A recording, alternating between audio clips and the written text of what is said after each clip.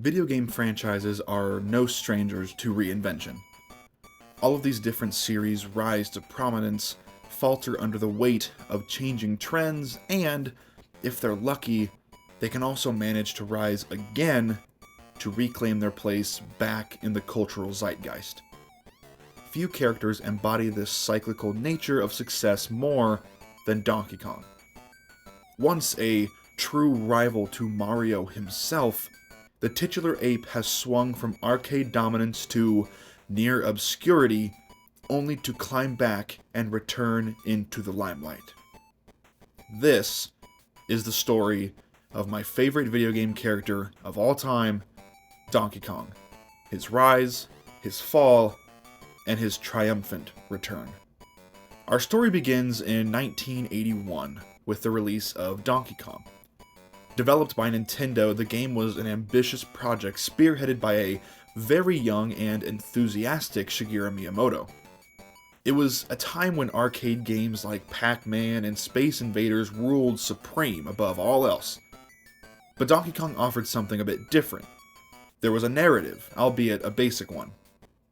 The game introduced us to DK himself, who is now Cranky Kong, who kidnaps Pauline, a precursor to Peach, and faces off against a carpenter named Jumpman, who, you guessed it, is now Mario. Donkey Kong was a smash success, catapulting Nintendo into the global gaming market.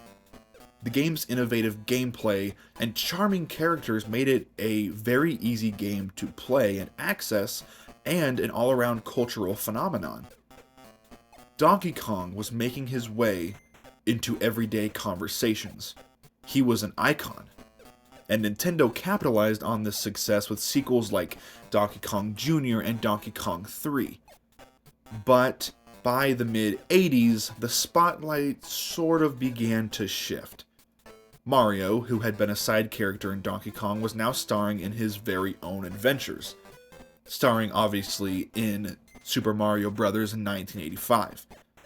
As Mario quickly rose to fame, Donkey Kong slowly began to fade more and more into the background. In the late 80s and early 90s, they were a quiet time for Donkey Kong. While Mario became the face of Nintendo, and he still is, obviously, Donkey Kong's appearances were somewhat sporadic and largely relegated to spin-offs like Donkey Kong Classics or guest roles in other games. The character, who was once a towering figure in gaming and, you could argue, one of the games that saved the industry, seemed destined to be a relic of the arcade era. But behind the scenes, and what people didn't know, is that change was brewing. And by the early 90s, Nintendo was seeking ways to breathe new life into this older franchise. Enter Rare, a British game developer known for its technical prowess. Nintendo gave them the reins. They gave it to Rare and said, do what you can to Donkey Kong. And they hoped that the studio could reimagine the character for a brand new console and a brand new generation of players. And the results, well, I think you know where I'm going with this. In 1994, Donkey Kong Country, my favorite game ever, was released on the Super Nintendo. The game was a revolution, in a sense. Rare's use of their 3D graphics, as I've touched on numerous times before, the vibrant world that it inhabited, it felt real, and it felt years ahead of the console that it was relegated to. But it wasn't just the visuals either that stood out to people. The gameplay was fun, it was tight, it was challenging, it was addictive, and the soundtrack by David Wise obviously was unforgettable, and the reimagined Donkey Kong, now a laid-back hero with a tie, was a unprecedented hit with fans and for Nintendo. Donkey Kong Country went on to sell over 9 million copies, becoming one of the best-selling Super Nintendo games in history. Rare followed up with 2 sequels, Donkey Kong Country 2, Diddy's Kong Quest, and DKC 3, Dixie Kong's Double Trouble. And each game, for better and worse, expanded on that original formula, introducing new characters, introducing new mechanics, and introducing new worlds that players would go on to love. This era cemented Donkey Kong as more than a relic. He was a franchise powerhouse. He was virtually untouchable at this time. But as the 90s ended, you could start to see the cracks. The cracks began to form and get bigger, and the foundation started to dip a little bit.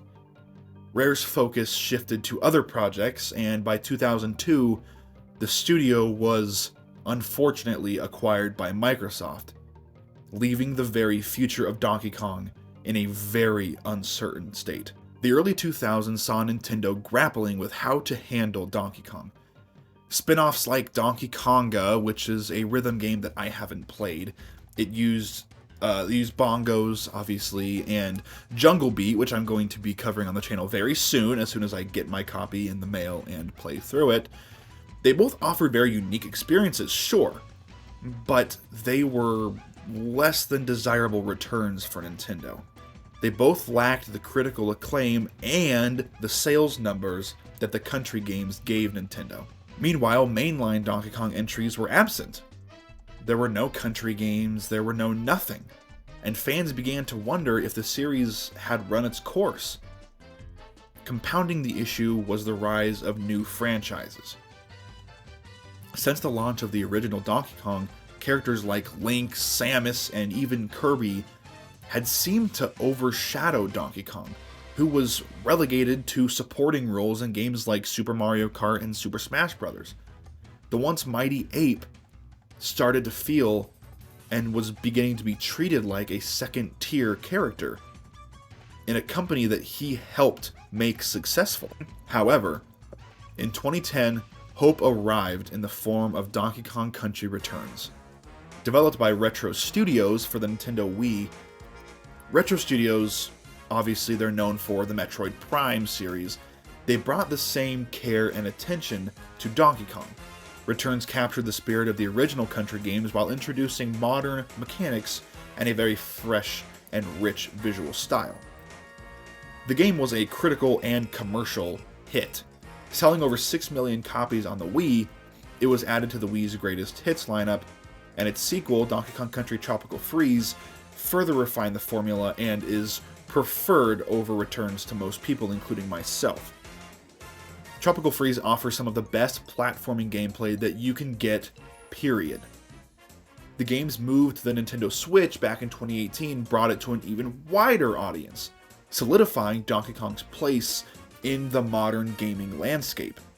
Today, Donkey Kong stands as one of Nintendo's most beloved franchises.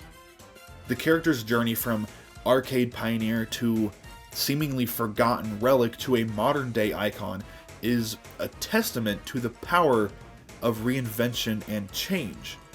He's not just a hero in the games, he's a symbol of perseverance. And another thing I wanted to talk about was his inclusion in the Super Mario Bros. Movie in 2023, last year. Well, it's 2 years ago now, technically. I wasn't expecting him to have a big role in that movie because as a Donkey Kong fan over the last couple years, I have gotten kind of accustomed to being disappointed with Nintendo and how they're handling Donkey Kong at the moment, but he had a very big role in that movie. You could argue he was the second or third most prominent character, right behind Mario and probably behind Peach. Without Donkey Kong, Cranky, without the Kongs in general, that movie wouldn't have been possible. Without the Kong army, they would not have been able to defeat Bowser. And his voice acting by Seth Rogen I thought was great. I thought his characterization was great. Obviously, the visual effects were incredible in that movie. The animation was spot on. His inclusion in that movie made me very happy. And I worked in a movie theater at the time when that movie launched, and I was there every day when there were sellout after sellout after sellout, weeks after week after week after week. And there were so many fans, young and old, that were excited to see Donkey Kong on the big screen and given the respect that he deserves, along with characters like Mario, Peach, Toad, Luigi. It was just great to see, and that's just adding on to his return to the spotlight. But as of now, we as fans are eagerly awaiting the next chapter. Obviously, in about 2 weeks from now, we get Donkey Kong Country Returns HD on the Nintendo Switch, which has been a hot topic of discussion for better and worse. I, for one, am very excited to pick it up. I've already got it pre-ordered through GameStop. I'm very excited. I'm excited to play through it without having to use motion controls and the limited gameplay mechanics and graphics of the 3DS. It's gonna be great. I'm very excited to play through it. It's the definitive edition of the game for sure. Rumors of a new Donkey Kong game possibly being developed by Nintendo's EPD team have been circulating for literally years, and whether these rumors materialize or not, one thing is certain. Donkey Kong has swung back into our hearts, and he is absolutely here to stay. The story of Donkey Kong is absolutely a tale of a video game character, but it is also a narrative about the evolving nature of the video game industry itself. Trends change, audiences grow, audiences shrink, and franchises must adapt to survive. Donkey Kong's ability to rise, fall, and rise again should serve as a reminder that even in the face of adversity, a good idea, or in this case, a great ape, can always find its way back to the top.